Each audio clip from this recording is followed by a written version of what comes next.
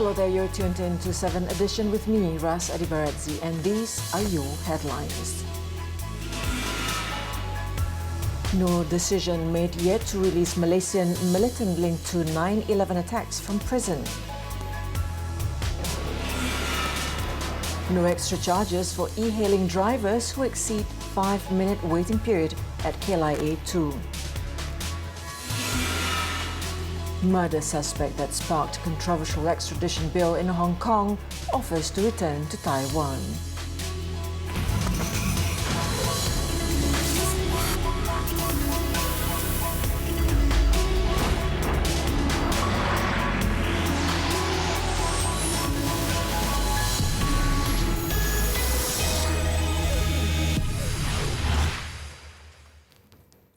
Assalamualaikum, and it's good to see you again. The decision to free a Malaysian militant linked to the September 11, 2001 attack in the United States from Simpang Renggam prison has yet to be finalised. Home Minister Tan Sri Muhyiddin Yassin said the ministry would leave it to the Prevention of Terrorism Board to make a report on Yazid Sufaat. Tan Sri Muhyiddin said he has not made any decision as the board has yet to hold its meeting to hear the case of the detainee. The board will decide if the detainee has been behaving well and whether he has changed before making a decision. The Home Minister was speaking to the media after attending a program with RELA personnel at Dewan Jubli Intan Sultan Ibrahim in Pontian. Singaporean media had reported that Yazid, aged 55, is a US-trained biochemist who had been jailed 3 times for terrorism-related activities and had attempted to make weapons of mass destruction for Al-Qaeda. In December 2017, he was rearrested under the Prevention of Terrorism Act and is being held for 2 years.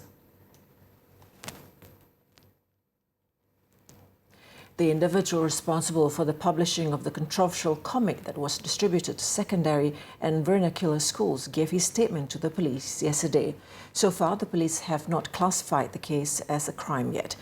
Inspector General of Police Tan Sri Abdul Hamid Badu said several more individuals will be called to give their statement over the issue. Pada petang semalam, individu yang bertanggungjawab yang apa itu tadi telah pun datang ke Bukit Aman, ya. Beliau datang ke Bukit Aman dan keterangannya telah pun diambil, ya. Beliau memberikan penjelasan yang panjang lebar berhubung dengan insiden tersebut. InsyaAllah selepas ini A comic book on China's Belt and Road Initiative triggered nationwide controversy after it was accused as being propaganda. The Ministry of Education has since ordered that the comic to not be distributed in schools.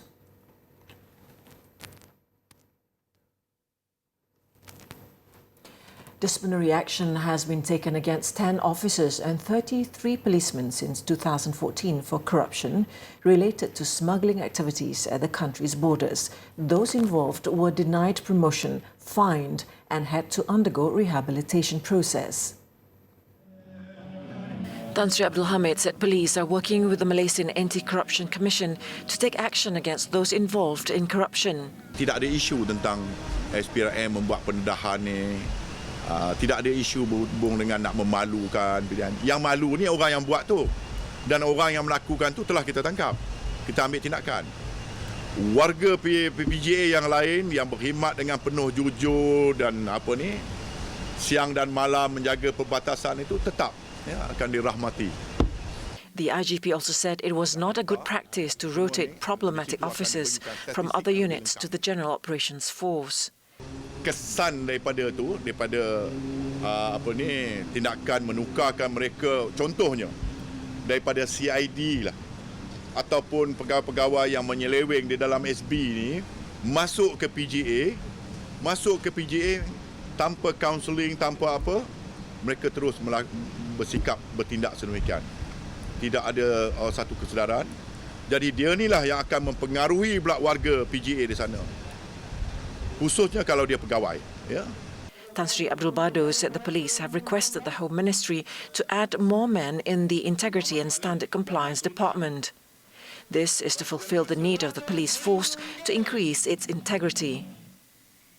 Yesterday, the MACC revealed video clips shot at the Malaysian-Thailand border showing rampant smuggling and corruption being carried out since 2017. In other news, no extra charges will be imposed on e-hailing drivers who exceed the 5-minute waiting period to pick up passengers at KLIA 2. In a statement today by Segi Astana Senin Berhad, the drivers are charged a RM5 entrance fee and it is on a per-entry basis. The implementation of the fee for passenger pickups by e-hailing drivers at KLIA 2 was made to ensure they are able to pick up their passengers in a safe environment. However, the drivers must make prior confirmation with their passengers to ensure that they are already waiting at the designated pickup points. Another designated waiting area for e-hailing drivers is opposite the long-term car park, and they encourage drivers to make full use of this space to help reduce congestion at the terminal. Malaysia Airport Holdings Berhad MAHB recently announced new pickup points for e-hailing drivers at both KLIA terminals. They are Door 3 and 4 at Level 1 of the KLIA main terminal and Door 5 at Level 1 at KLIA 2.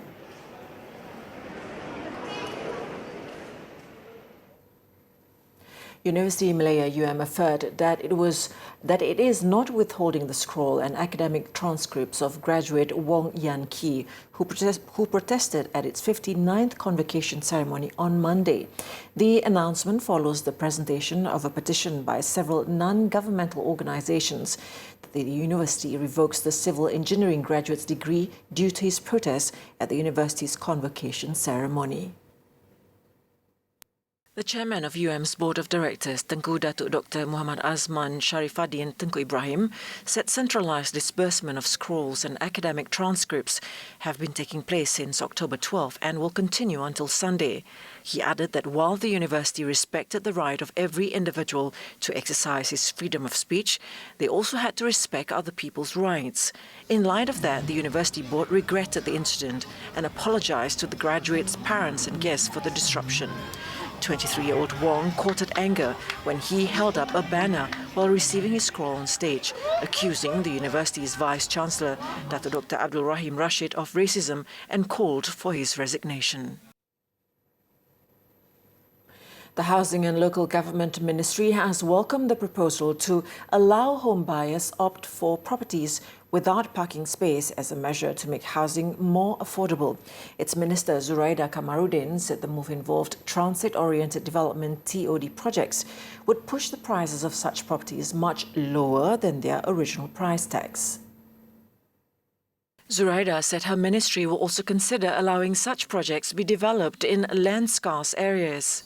Among the completed TOD projects so far are Datum Jelate, located next to the Jelate LRT station in Ampang, Selangor. PKT dalam Jabatan Bersama Jabatan Keluarga Negara, kita memang telah membuat satu kertas kabinet untuk mengambil alih tanah-tanah TOD. Tanah-tanah TOD ini transit oriented development, yang mana adalah tanah-tanah yang terletak pocket-pocket ataupun tanah-tanah kecil yang terletak di kawasan-kawasan pengangkutan LRT, stesen dan sebagainya.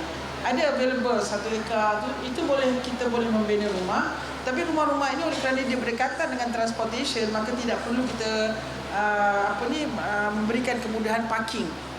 Jadi ini akan menurunkan harga rumah, insya-Allah. Zuraida was speaking to reporters at an event in Hulu Langat, Selangor earlier today. She said more TOD projects are scheduled to take off in the near future, including in Ipoh, Perak. Now, the National House Buyers Association, HBA, is not in favour with the proposal to do away with parking lots at condominiums and apartments to reduce the prices of homes. Its Vice President, Dato Goh Seng Toh, said the plan was not realistic as most families will have 2 to 3 cars. To build houses that does not or do not cater for a car park, I think that is preposterous. Where are they going to park the car? The common place to park the car will be alongside the access road. So all the access roads are going to be clogged up with residents' cars because there's no other car park. They don't have their own car park. So that should never be allowed. He also said there was no assurance that developers will pass on the cost savings from not building the car parks to the buyers. Pakatan Harapan PH expects to field a candidate with experience and prominence at the November 16th by-election for the Tanjung Piai parliamentary seat in Johor. Its state chairman Tan Sri Muhyiddin Yassin said the coalition preferred to have a candidate with experience in undertaking the responsibilities required of an elected representative. Kadang-kadang walaupun ada baik juga orang muda, tapi orang nak cari yang ada pengalaman, ketokohan, ada latar belakang yang baik dan sebagainya. Memerlukan juga apa orang kata tokoh-tokoh yang ada pengetahuan. Jadi semua ni kita ambil kira lah. Kita tak kata ambil faktor muda saja. Biasa saya dah melalui proses pilihan raya ini berkali-kali kita ambil kira mereka ini adalah orang yang boleh menjalankan tugas dan tanggungjawab sebagai wakil rakyat. Tan Sri Muhyiddin was speaking to the media after attending a Volunteers Department Rela program in Pontian, Johor today. The party Pribumi Bersatu Malaysia President and PH Election Director said the list of candidates to be fielded by the alliance is nearing finalisation. He also assured that the shortlisted candidate will be announced before the end of the month.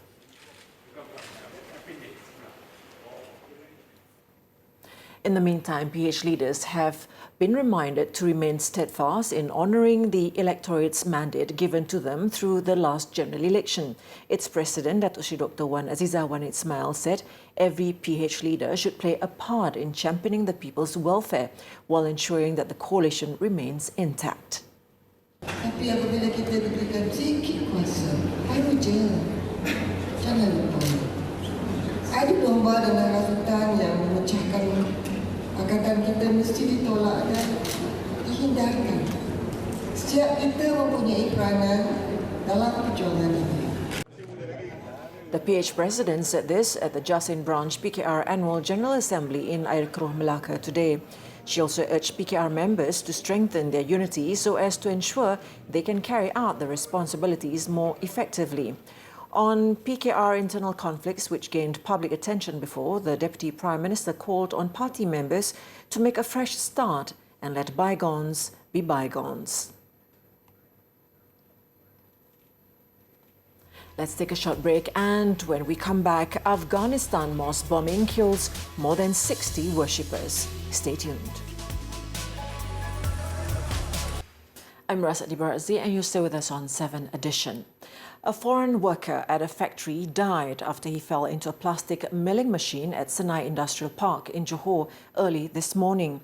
In the 1:05 a.m. incident, the 31-year-old Myanmar national was carrying out regular maintenance work on the machine when he fell into it. Police say he suffered serious injuries, including broken bones on his back and neck. 7 firemen from the Kulai Fire and Rescue Department took an hour to extricate the victim's body that was trapped in the machine. The body was sent to the Malaysian Health Department for further action.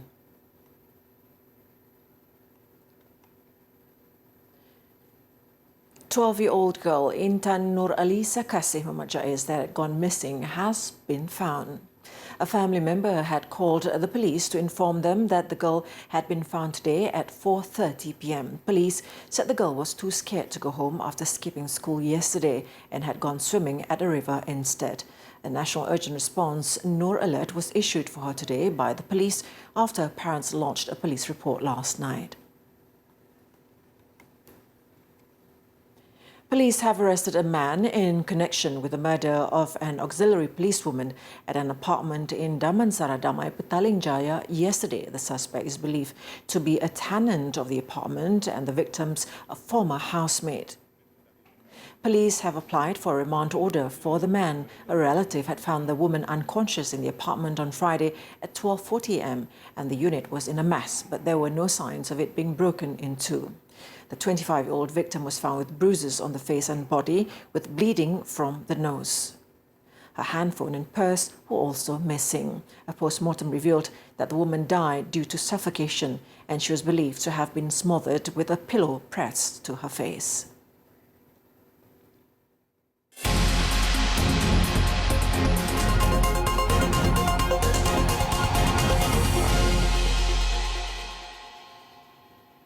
Onto the foreign front, the murder suspect who was a key motivation behind the introduction of the largely controversial extradition bill in Hong Kong has offered to turn himself in to Taiwan authorities.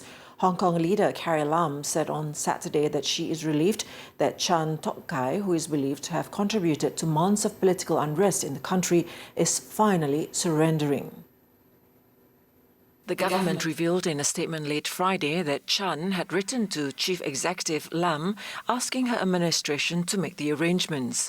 Investigators on the self-ruled island said they would work with their Hong Kong counterparts on getting Chan to head to Taiwan and surrender to police. Lam added that she hoped Chan's decision would help calm social sentiments in Hong Kong, sparked by strong opposition to an extradition bill which the government linked with Chan's case.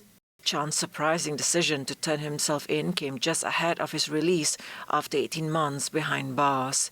He is wanted in Taiwan for allegedly killing his pregnant girlfriend, Poon Hyu Wing, in Taipei February last year. Soon after her death, Chan returned to Hong Kong and was arrested for money laundering over the use of the woman's cash and property, but could not be handed over to Taiwan authorities without an extradition deal between the two jurisdictions. The government claimed when introducing the hugely controversial extradition bill that sending Chan to Taiwan was a key motivation. In March 2018, chilling surveillance footage emerged, which apparently shows Chan dragging a pink suitcase containing corpse of his girlfriend out of a hotel in Taiwan and into a metro station before taking a train to dump the body. He admitted to the police that he strangled Poon after having an argument with her when they were travelling together. At least 69 people have been killed and more than 35 injured by a bomb during Friday prayers at a mosque in Afghanistan, according to a provincial spokesman. The force of the blast in eastern Nangarhar province destroyed the building's roof. No one immediately claimed responsibility for the attack. The mosque sits in the district of Haskamina, about 50 kilometers from the provincial capital Jalalabad. The blast came a day after the United Nations said the number of civilian deaths in the war-torn country had reached unprecedented levels over the summer. According to the UN, 1,174 civilians were killed between July and September, the deadliest quarter since UN records began a decade ago. Hello again, we're back with Clickbait, where we take a look at what's trending and making the rounds in the cyber world today. Thieves know no morals and certainly need no reason to commit crimes for their own benefit. After all, desperate times call for desperate measures, and they're not above crossing the line to get away with their unscrupulous deeds, even if it means hurting someone in the process. In a recent video that went viral on Facebook, with a whopping 1.1 million viewers, CCTV footage shows how a young man tried to steal bread from a pakcik roti, giving the poor man a huge blow with a fist before escaping. Take a look. According to World of Buzz, the uncle selling bread had stopped his motorbike at what appears to be an intersection.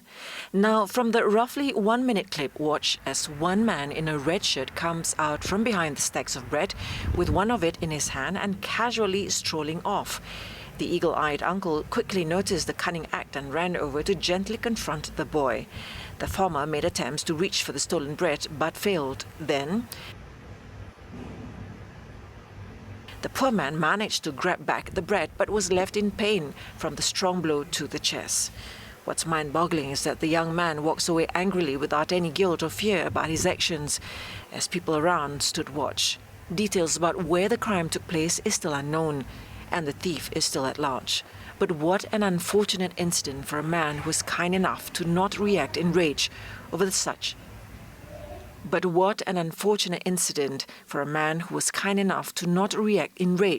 over such an incident.